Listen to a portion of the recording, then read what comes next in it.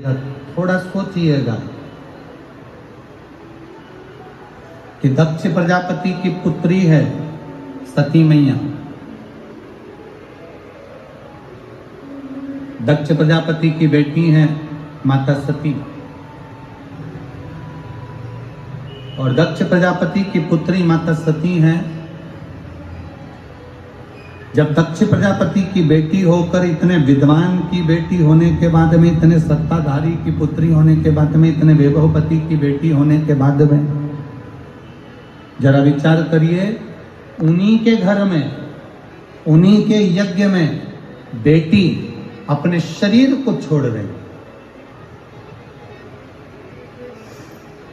उन्हीं के घर में, उन्हीं के घर के यज्ञ में बेटी अपने शरीर पर त्याग कर रही है, बेटी अपने शरीर को छोड़ रही है। कारण केवल एक,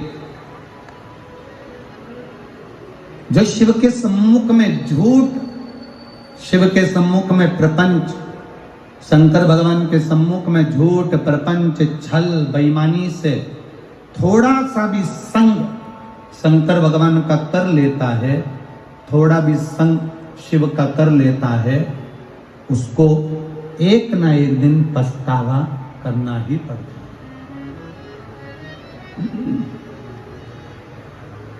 एक बात अपने भीतर उतारिएगा, बहुत ध्यान से अपने अंदर एक बात को उतार कर रखिए। शिव के मंदिर जाओ, शंकर जी को जल चढ़ाओ, शंकर के मंदिर में जाकर जल समर्पित करो, बेलपत्र समर्पित करो, मना नहीं है। पर एक बात अपने भीतर उतार कर रखना कि शंकर भगवान को अगर जल समर्पित कर रहे हो, शिव जी को जल चढ़ा रहे हो, शंकर भगवान की आराधना कर रहे हो, शिव अर्चना कर रहे हो, तो उसमें ना तो तुम्हारा दिखावा होना चाहिए, ना तो तुम्हारा कोई दिखावा, और ना उसमें कोई तुम्हारा झूठ, ना कोई उसमें प्रपंच हो, और ना उसमें कोई छल। आप जाओ शिव के दरवाजे पर, आप वो अधिक मास में क्या दान करते हैं? अधिक मास में किस चीज का दान किया जाता है? मालपुए का दान करते हैं। अरे बोलो तो जम के, कितने मालपुए करते हैं? 33 मालपुओं का दान होता है। 30 मालपुए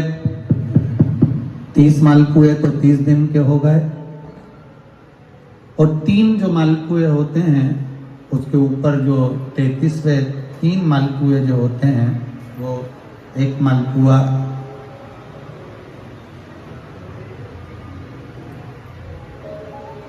33 मालपुए में से 30 मालपुए 30 दिन के, और 31वां नंबर का जो मालपुआ होता है, वो हमने अगर हमारी बेटी के घर का कोई अन्न पाया हो,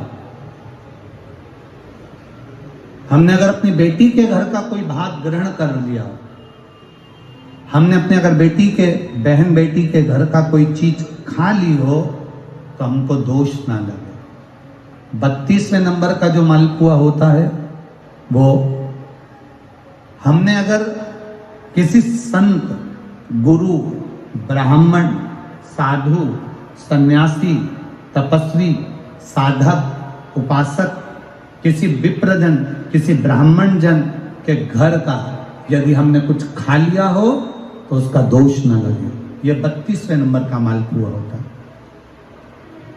और 33वें नंबर का जो मालपुआ होता है, हमने किसी के घर का सूतक या सावड़ का खा लिया हो। सूतक सावड़ से मतलब है किसी के यहाँ कोई समाप्त हो गया, कोई शांत हो गया, आपको स्मरण में नहीं है, मालूम नहीं है, और आपने उसके घर का पानी पी लिया, उसके घर का भोजन ग्रहण कर लिया, या उसके घर का कुछ खा लिया।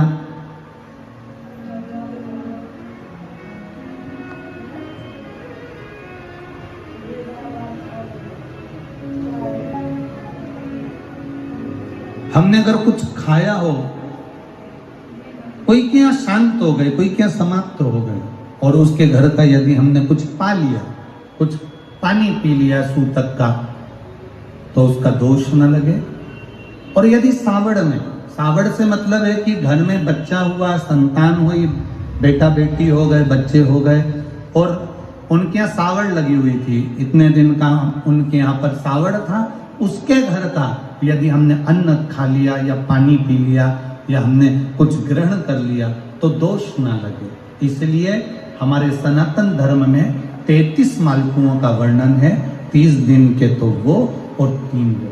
अब एक बात और ध्यान में रखना, स्कंद पुराण, विष्णु पुराण जब अधिक मास के व्रत का वर्णन करती है तो उसमें 33 मालपुए का ही विधान क्यों लिखा? इसमें रसगुल्ला नहीं लिखा, जलेबी नहीं लिखी, इमरती नहीं लिखी या कोई 33 सामग्री नहीं लिखी, तो 33 मालपुआ ही क्यों लिखा गया? उसका कारण केवल इतना है, मालपुआ जब बनता है तो उसमें बारीक बारीक छेद हो जाते हैं।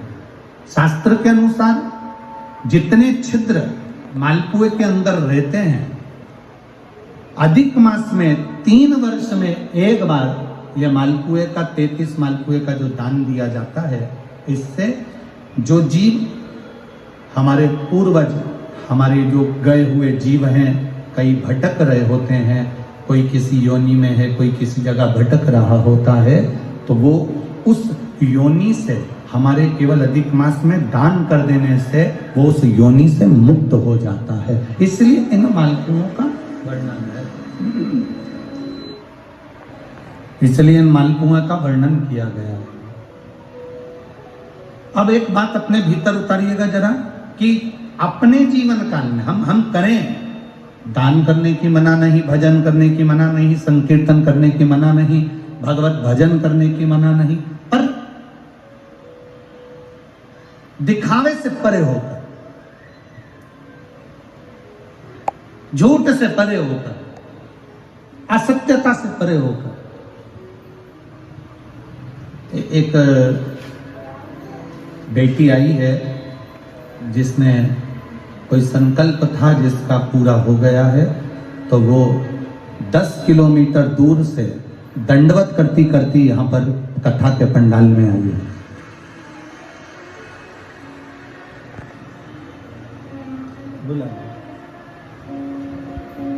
इसका एक संकल्प था जो देवाधिदेव महादेव ने पूरा कर दिया, तो विनती करी थी कि 11 किलोमीटर की दंडवत करते हुए कथा के पंडाल में पहुंचेगी। एक बार जोरदार ताली बजाएं इस बच्ची को।